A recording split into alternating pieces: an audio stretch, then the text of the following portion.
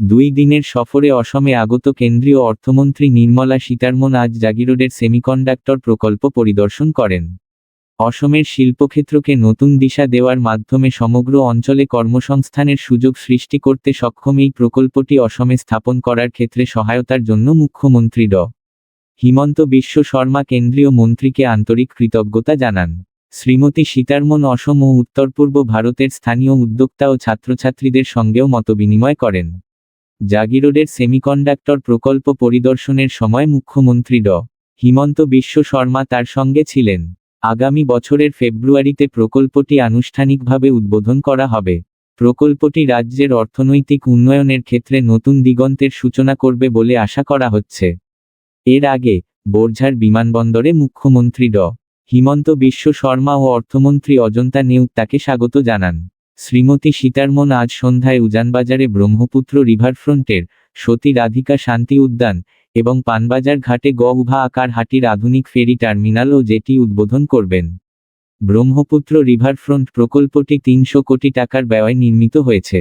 সব মৌসুমে কার্যক্ষম এই প্রকল্পে মোট 6,800 বর্গমিটার এলাকা জুড়ে ফেরি টার্মিনাল স্থাপন করা হয়েছে। এই প্রকল্পটি গ-উভা আকার হাটি মহানগরের যোগাযোগ ব্যবস্থা ও পরিকাঠামোকে আরও শক্তিশালী করবে বলে আশা করা হচ্ছে।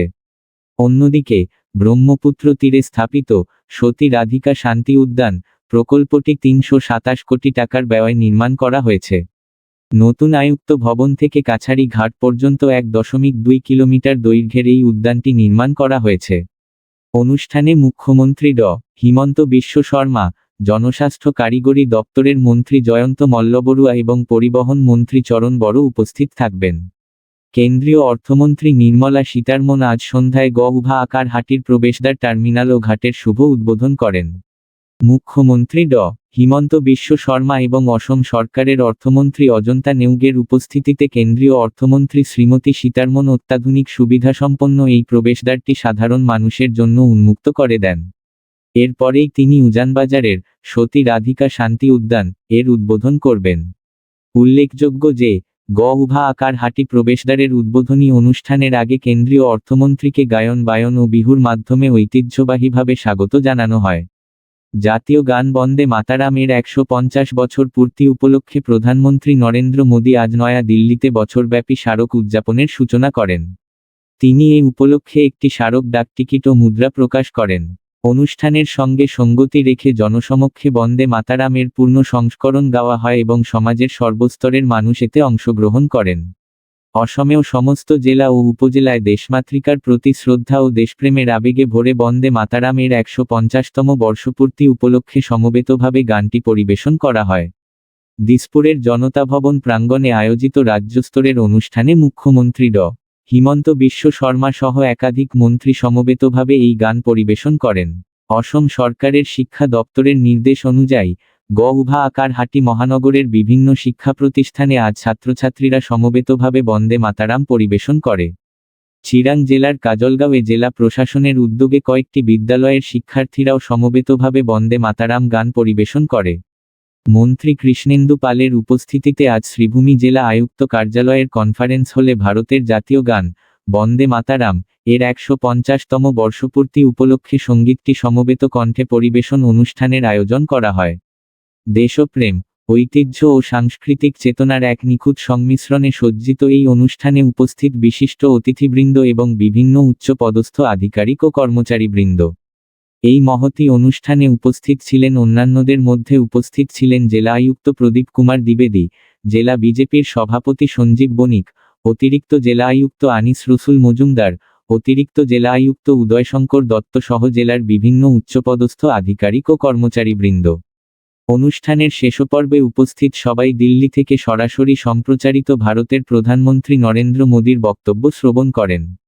কার্যালয়ের অনুষ্ঠান শেষে সংবাদ মাধ্যমের সঙ্গে প্রতিক্রিয়া প্রকাশ করতে গিয়ে মন্ত্রী কৃষ্ণেন্দু পাল জানান, এবছর বন্দে মাতরমের 150 বছর পূর্তি করেছে, যা রচনা করেছিলেন বঙ্কিমচন্দ্র চট্টোপাধ্যায়।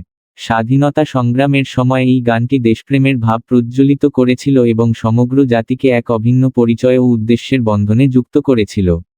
এদিকে শ্রীভূমির পুলিশ সুপার লীনা দোলের কার্যালয়ে কর্মকর্তারা একত্রিত হয়ে বন্দে মাতারাম গানটি গেয়েছেন।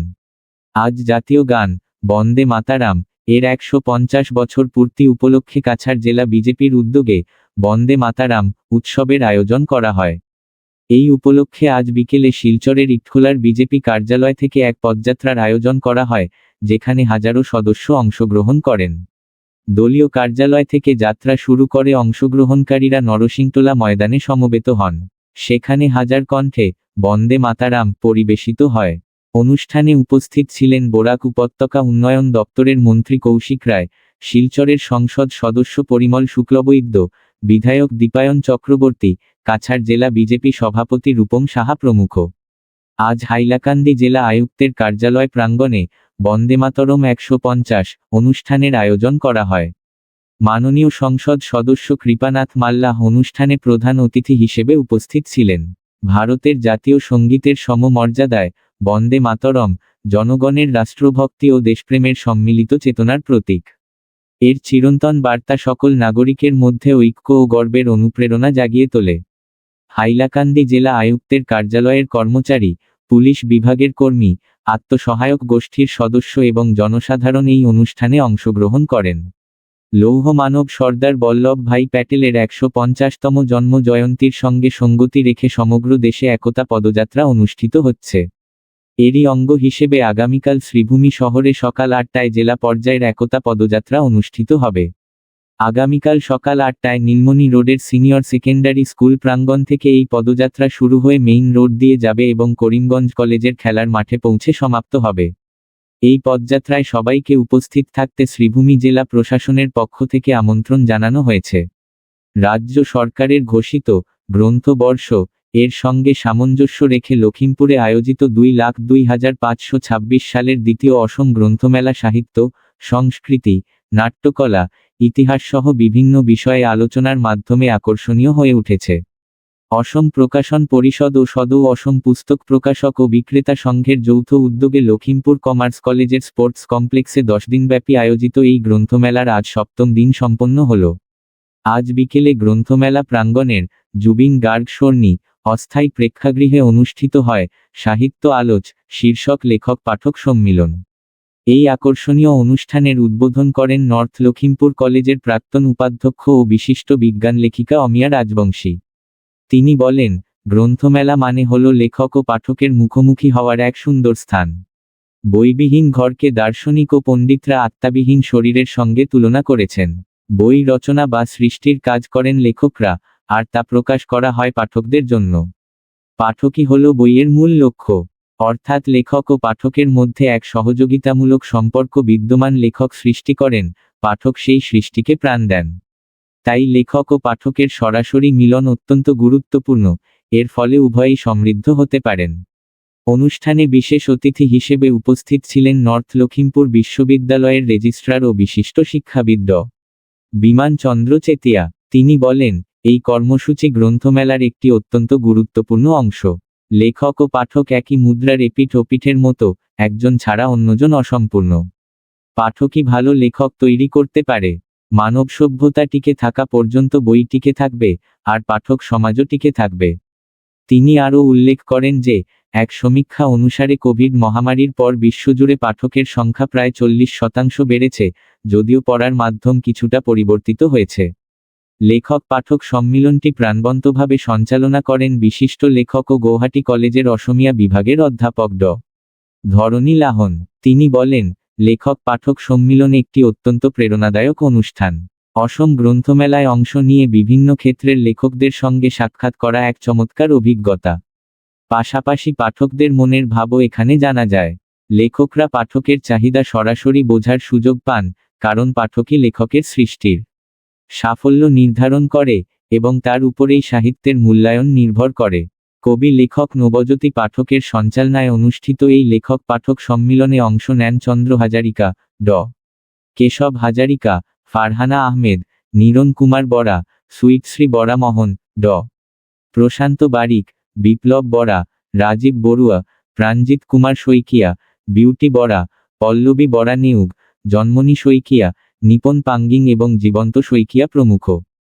এরপর প্রবোধ দাসের সঞ্চালনায় অসম লখিমপুরের আজকের সাংস্কৃতিক প্রতিযোগিতা অংশগ্রহণ করে কৃষাণ বিদ্যাপীঠ, এশিয়ান পাবলিক স্কুল এবং ব্রিলিয়ান্ট একাডেমি।